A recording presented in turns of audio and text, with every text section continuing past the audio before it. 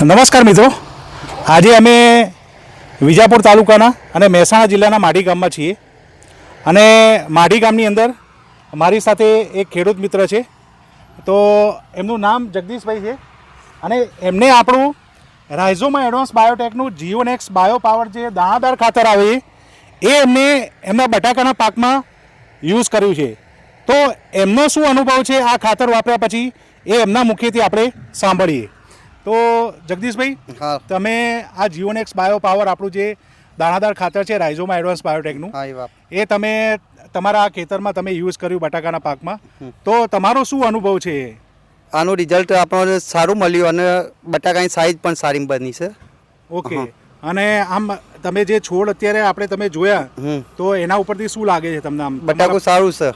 બરાબર. એટલે મિત્રો, એમને જે આ જીઓનેક્સ બાયોપાવર જે દાણાદાર ખાતર છે રાઇઝોમા એડવાન્સ બાયોટેકનું, એ જે એમને વાપર્યું તો એમના પછી એમને બટાકાની સાઈઝ બી સારી અને લગભગ એક છોડ ઉપર કેટલા બટાકા? 7 થી 8 બટાકા. 7 થી 8 બટાકાનો બેસાડ પણ જોવા મળ્યો છે. અને મિત્રો, બટાકાની સાઈઝ જોવી હોય તો તમે આ જોઈ શકો છો. 60 દિવસના છે. આ 60 દિવસનું બટાકું છે, જે તમે આ બટાકાની સાઈઝ અને શાઇનિંગ પણ જોઈ શકો છો.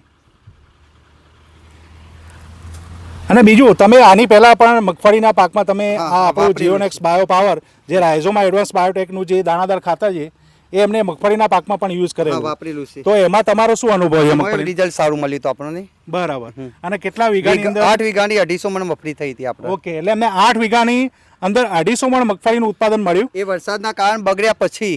ઓકે. એટલે વરસાદના કારણે બગડ્યા પછી પણ એટલો પાક એમને મળ્યો છે. તો જો મિત્રો, તમે પણ આ ખાતરનો ઉપયોગ કરવા માગતા હોય તો આપણે માઢી સહકારીની અંદર આપણું આ જીઓનેક્સ બાયોપાવર રાઇઝોમા એડવાન્સ બાયોટેકનું અવેલેબલ છે. તમે ત્યાંથી તેને મેળવી શકો છો. લાસ્ટમાં દોસ્તો, જય હિન્દ, જય ભારત, જય શ્રી કૃષ્ણ.